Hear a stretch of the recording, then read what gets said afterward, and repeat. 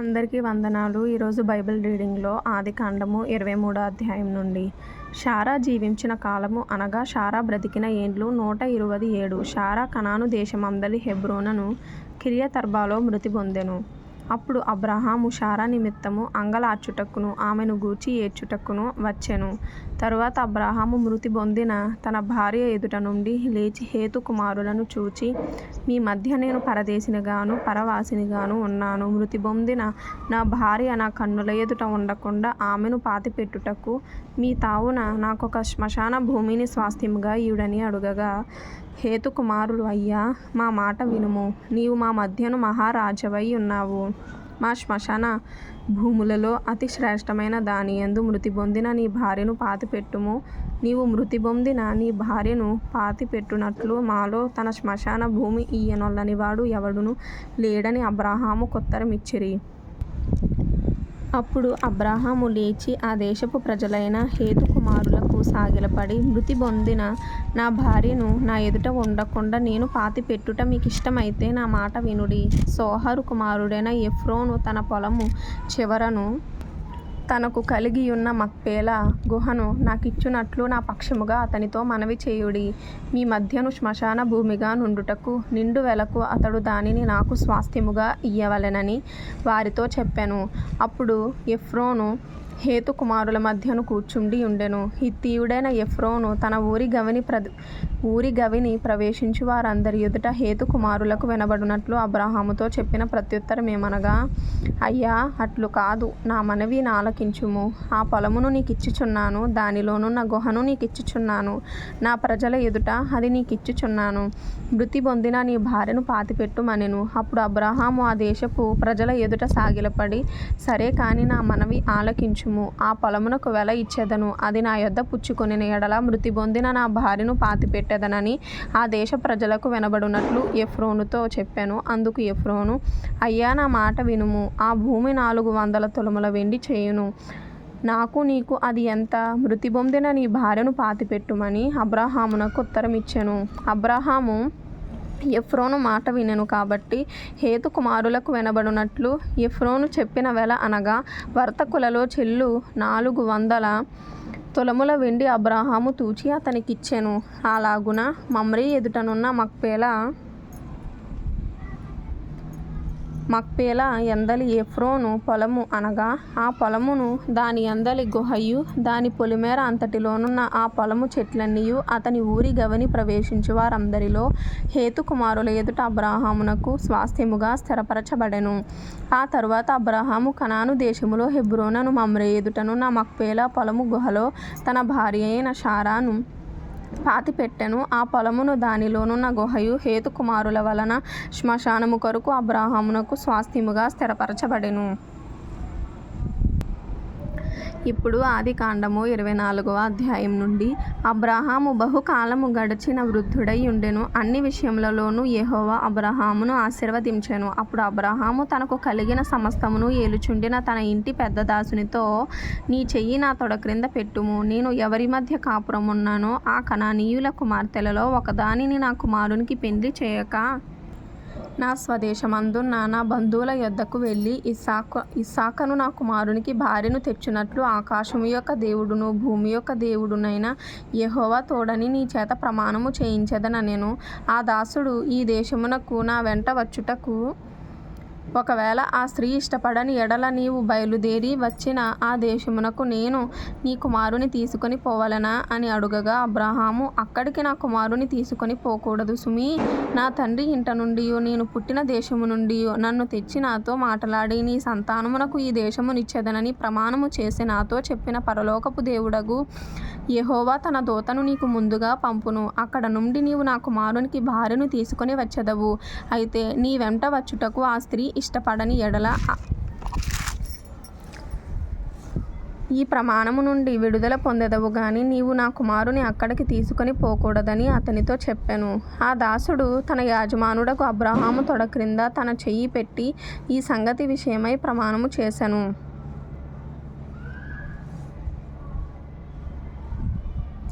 అతడు తన యజమానుని ఒంటెలలో 10 ఒంటెలను తన యజమానుని ఆస్తిలో శ్రేష్టమైన నానా విధములగు వస్తువులను తీసుకొని పోయెను. అతడు లేచి ఆరాంనహరాయిములోనున్న కింద ఫుట్నోట్లో మెసొపొతేమియా నాహోరు పట్టణము చేరి సాయంకాలమందు స్త్రీలు నీళ్లు చేదుకొనవచ్చు వేళకు ఆ ఊరి బయటనున్న నీళ్ల బావి యొద్ద తన ఒంటెలను మోకరింపచేసి ఇట్లనెను, నా యజమానుడగు అబ్రహాము దేవుడవైన యెహోవా, నేను వచ్చిన కార్యమును త్వరలో సఫలము చేసి నా యజమానుడగు అబ్రహాము మీద అనుగ్రహము చూపుము, చిత్తగించుము. నేను ఈ నీళ్ల ఊట యొద్ద నిలుచుచున్నాను. ఈ ఊరివారి పిల్లలు నీళ్లు చేదుకొనుటకు వచ్చుచున్నారు కాబట్టి నేను త్రాగునట్లు నీవు దయచేసి నీ కడవను వంచుమని నేను చెప్పగా, నీవు త్రాగుము, నీ ఒంటెలకును నీళ్లు పెట్టెదనని ఏ చిన్నది చెప్పునో ఆమెయే నీ సేవకుడైన ఇస్సాకు కొరకు నీవు నియమించినదై యుండును గాక. అందువలన నీవు నా యజమానుని మీద అనుగ్రహము చూపితివని తెలుసుకొందుననెను. అతడు మాటలాడుట చాలింపక ముందే అబ్రహాము సహోదరుడైన నాహోరు భార్యయగు మిల్కా కుమారుడైన బెతూయేలుకు పుట్టిన రిబ్కా కడవ భుజము మీద పెట్టుకొని వచ్చెను. ఆ చిన్నది మిక్కిలి చక్కనిది. ఆమె కన్యక, ఏ పురుషుడును ఆమెను కూడలేదు. ఆమె ఆ బావిలోనికి దిగిపోయి కడవను నీళ్లతో నింపుకొని ఎక్కిరాగా ఆ సేవకుడు ఆమెను ఎదుర్కొనుటకు పరుగెత్తి, నీ కడవలో నీళ్లు కొంచెము దయచేసి నన్ను త్రాగనిమ్మని అడిగెను. అందుకామె అయ్యా త్రాగుమని చెప్పి త్వరగా తన కడవను చేతి మీదికి దించుకొని అతనికి దాహమిచ్చెను. మరియు ఆమె అతనికి దాహం ఇచ్చిన తరువాత, నీ ఒంటెలు త్రాగు మట్టుకు వాటికిని నీళ్లు చేదిపోయుదునని చెప్పి త్వరగా గాడిలో తన కడవ కుమ్మరించి తిరిగి చేదుటకు ఆ బావికి పరుగెత్తుకొని పోయి అతని ఒంటెలన్నిటికీ నీళ్లు చేదిపోసెను. ఆ మనుష్యుడు ఆమెను తేరి చూచి తన ప్రయాణమును యెహోవా సఫలము చేసెనో లేదో తెలుసుకొనవలెనని ఊరకుండెను. ఒంటెలు త్రాగుటే అయిన తరువాత ఆ మనుష్యుడు 1/2 తులము ఎత్తుగల బంగారపు ముక్కు కమ్మిని, ఆమె చేతులకు 10 తులముల ఎత్తుగల 2 బంగారు కడియములను తీసి, నీవు ఎవరి కుమార్తెవు? దయచేసి నాతో చెప్పుము.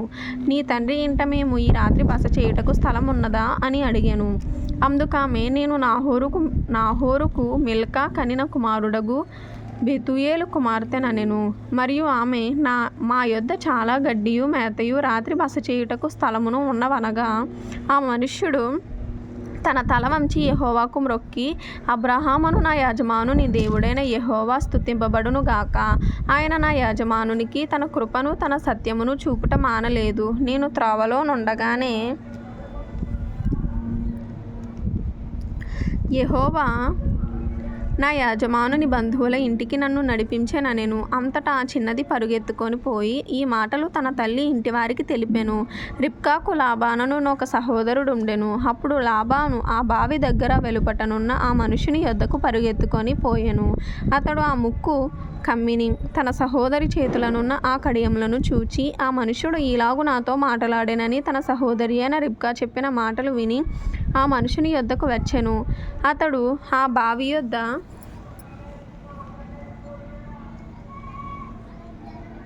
ఒంటెల దగ్గర నిలిచి ఉండగా, లాబాను, యెహోవా వలన ఆశీర్వదింపబడిన వాడా, లోపలికి రమ్ము. నీవు బయట నిలువనేలా? ఇల్లును ఒంటెలకు స్థలమును నేను సిద్ధము చేయించితిననెను.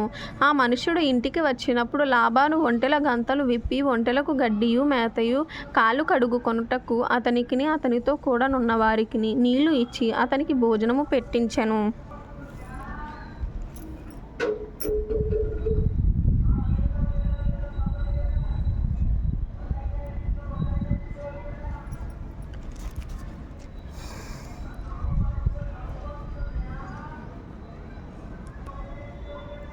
గాని అతడు, నేను వచ్చిన పని చెప్పక మునుపు భోజనము చేయననగా లాబాను చెప్పుమనెను. అంతటా అతడిట్లనెను, నేను అబ్రహాము దాసుడను. యెహోవా నా యజమానుని బహుగా ఆశీర్వదించెను గనుక అతడు గొప్పవాడాయెను. అతనికి గొర్రెలను, గొడ్లను, వెండి బంగారములను, దాసదాసీ జనమును, ఒంటెలను, గాడిదలను దయచేసెను. నా యాజమానుని భార్య అయిన శారా వృద్ధాప్యములో నా యాజమానునికి కుమారుని కనెను. నా యాజమానుడు తనకు కలిగినది యావత్తును అతనికిచ్చి ఉన్నాడు. మరియు నా యాజమానుడు నాతో, నేను ఎవరి దేశమందు నివసించుచున్నానో ఆ కనానీయుల పిల్లలలో ఒక పిల్లను నా కుమారునికి పెండ్లి చేయవద్దు. అయితే నా తండ్రి ఇంటికి నా వంశస్థుల యొద్దకును వెళ్ళి నా కుమారునికి పెండ్లి చేయుటకు ఒక పిల్లను తీసుకొని రావాలనని నా చేత ప్రమాణము చేయించెను. అప్పుడు నేను నా యాజమానునితో, ఆ స్త్రీ నా వెంట రాదేమో అని చెప్పినందుకు అతడు, ఎవని సన్నిధిలో నేను జీవించుచున్నానో ఆ యెహోవా నీతో కూడా తన దూతను పంపి నీ ప్రయాణము సఫలము చేయును గనుక నీవు నా వంశస్థులలో నా తండ్రి ఇంట నుండి నా కుమారునికి భార్యను తీసుకొని వచ్చెదవు. నీవు నా వంశస్థుల యొద్దకు వెళ్ళితివా? ఈ ప్రమాణము విషయములో ఇక నీకు బాధ్యత ఉండదు. వారు ఆమెను ఇయ్యని ఎడల కూడా ఈ ప్రమాణము విషయములో నీకు బాధ్యత ఉండదని చెప్పాను. నేను నేడు ఆ బావి యొద్దకు వచ్చి అబ్రహామును, నా యాజమానుని దేవుడవైన యెహోవా, నా ప్రయాణమును నీవు సఫలము చేసిన ఎడల నేను ఈ నీళ్ళ బావి యొద్ద నిలిచి ఉండగా నీళ్లు చేదుకొనుటకు వచ్చిన చిన్నదానితో నీవు దయచేసి నీ కడవలో నీళ్లు కొంచెము నన్ను త్రాగనిమ్మని చెప్పునప్పుడు, నీవు త్రాగుము, నీ ఒంటెలకును చేదిపోయుదునని ఎవతే చెప్పునో ఆమెయే నా యాజమానుని కుమారునికి యెహోవా నియమించిన పిల్లయ్య యుండును గాకని మనవి చేసి కొంటిని. నేను నా హృదయములో అట్లు అనుకొనుట చాలింపక ముందే రిబ్కా భుజము మీద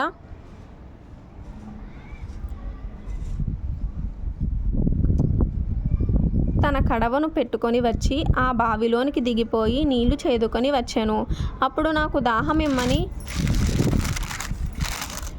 నేను ఆమెను అడుగగా ఆమె త్వరగా తన కడవను దించి త్రాగుము, నీ ఒంటెలకును నీళ్లు పెట్టెదనని చెప్పాను. గనుక నేను త్రాగితిని. ఆమె ఒంటెలకును నీళ్లు పెట్టెను. అప్పుడు నీవు ఎవరి కుమార్తెవని అడిగినందుకు ఆమె మిల్కా నాహోరునకు కనిన కుమారుడకు బెతూయేలు కుమార్తెనని చెప్పినప్పుడు నేను ఆమె ముక్కుకు కమ్మియును ఆమె చేతులకు కడియములను పెట్టి నా తల వంచి యెహోవాకు మ్రొక్కి అబ్రహామును నా యాజమానుని దేవుడైన యెహోవాను స్తోత్రము చేసి తిని, ఏలయనగా ఆయన నా యాజమానుని యొక్క సహోదరుని కుమార్తెను అతని కుమారునికి తీసుకొనున్నట్లు సరియైన మార్గమందు నన్ను నడిపించెను. కాబట్టి నా యాజమానుని ఎడల మీరు దయను నమ్మకమును కనుపరచిన ఎడల అది అయినను నాకు తెలియచెప్పుడి, లేని ఎడల అది అయినను తెలియచెప్పుడి. అప్పుడు నేనెటు పోవలెనో అటు పోయేదనగా లాబానును బెతూయేలును, ఇది యెహోవా వలన కలిగిన కార్యము, మేమైతే అవునని గాని కాదని గాని చెప్పజాలము.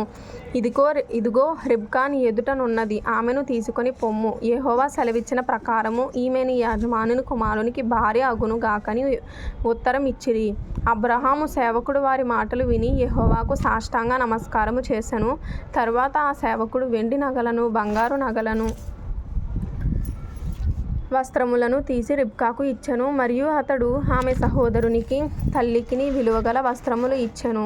అతడును అతనితో కూడనున్న మనుషులను అన్నపానములు పుచ్చుకొని అక్కడ ఆ రాత్రి అంతయు నుండిరి. ఉదయమున వారు లేచినప్పుడు అతడు, నా యాజమానుని యొద్దకు నన్ను పంపించుడని చెప్పగా ఆమె సహోదరుడును ఆమె తల్లియు, ఈ చిన్నదాని 10 దినములైనను మా యొద్ద ఉండనిమ్ము, ఆ తరువాత ఆమె వెళ్ళవచ్చుననిరి. అప్పుడతడు, యెహోవా నా ప్రయాణమును సఫలము చేసెను గనుక నాకు తడవు కానీయక నన్ను పంపించుడి, నా యాజమానుని యొద్దకు వెళ్ళేదనని చెప్పినప్పుడు వారు ఆ చిన్నదానిని పిలిచి ఆమె ఏమనునో తెలిసికొందుమని చెప్పుకొని రిబ్కాను పిలిచి, ఈ మనుషునితో కూడా వెళ్ళెదవా అని ఆమెను అడిగినప్పుడు వెళ్ళేదనెను. కాబట్టి వారు తమ సహోదరి అయిన రిబ్కాను ఆమె దాదిని అబ్రహాము సేవకుని అతనితో వచ్చిన మనుషులను సాగనంపినప్పుడు వారు రిబ్కాతో, మా సహోదరి, నీవు వేలకు తల్లి వగుదువు గాక, నీ సంతతి వారు తమ పగవారి గవినిని స్వాధీనపరచుకొందురు గాక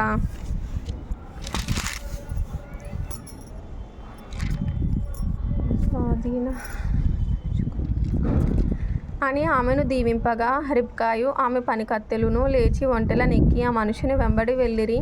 అట్లు ఆ సేవకుడు రిబ్కాను తోడుకొని పోయెను. ఇస్సాకు బెయేర్ లహాయిరోయి మార్గమున వచ్చి దక్షిణ దేశమందు కాపురం ఉండెను. సాయంకాలమున ఇస్సాకు పొలములో ధ్యానింప బయలు వెళ్ళి కన్నులెత్తి